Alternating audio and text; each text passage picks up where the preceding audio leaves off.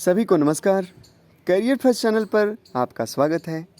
Dictation नया है, लिखने के लिए तैयार रहें।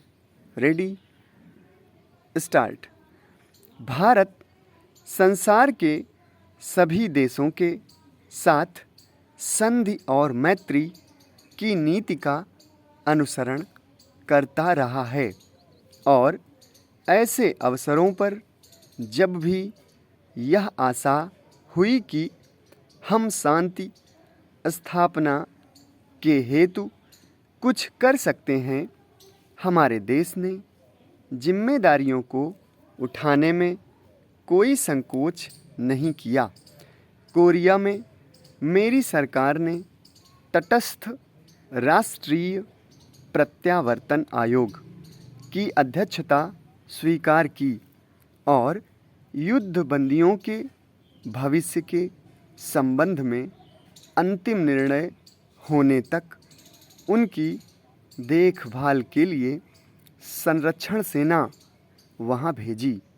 दुर्भाग्यवश व्यापारिक संधि समझौते में सुझाई गई पद्धति के अनुसार कार्यवाही नहीं की जा सकी, जिसके कारण एक कठिन स्थिति पैदा हो गई।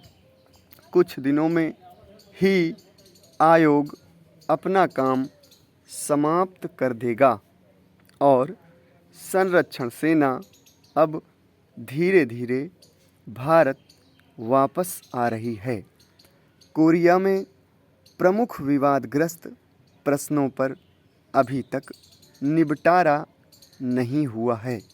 मुझे पूर्ण आशा है कि संयुक्त राष्ट्र संघ की महासभा में अथवा कहीं और इन आवश्यक मामलों को सुलझाने का शीघ्र ही प्रयत्न किया जाएगा। आप सबकी ओर से और अपनी ओर से मैं कोरिया में तटस्थ राष्ट्रीय प्रत्यावर्तन आयोग में अपने प्रतिनिधियों और संरक्षण सेना के अधिकारियों तथा सिपाहियों को इस बात के लिए प्रशंसा करना चाहूँगा कि उन्होंने एक कठिन और नाजुक काम को बड़ी योग्यता तथा निष्पक्षता के साथ निभाया। विदेशों से भारत के संबंध मैत्रीपूर्ण बने रहे हैं, यद्यपि कभी कभी गलतफहमियां पैदा हो जाती हैं। इस समय मेरी सरकार के प्रतिनिधि चीन गणतंत्र की सरकार के से संबंध में सामान्य हित के विभिन्न मामलों पर चिंतन कर रही है।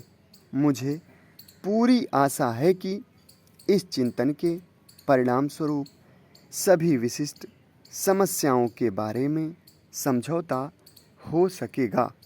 सोवियत संघ और कई अन्य देशों ने हमारी व्यापारिक संधियां हुई हैं।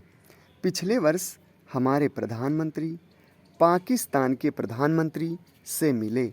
ये मुलाकातें मैत्रीपूर्ण थीं और इसके फलस्वरूप दोनों देशों के बीच कई विवादग्रस्त मामलों के बारे में जो बहुत दिनों से चले आ रहे थे, पारस्परिक सद्भावना पैदा हो सकी। इस दिशा में हम कुछ आगे बढ़े थे, पर दुर्भाग्य से कुछ ऐसी घटनाएं घटी हैं जिनके कारण प्रगति में रुकावटें पड़ रही हैं। मुझे खुशी है कि मेरी सरकार और श्रीलंका की सरकार के बीच श्रीलंका प्रवासियों के प्रश्न पर समझौता हो गया है। इस समझौते द्वारा उक्त समस्या का अंतिम रूप से निपटारा नहीं हुआ, परंतु उस दिशा में यह पहला कदम है, इसलिए मैं इसका स्वागत करता हूँ।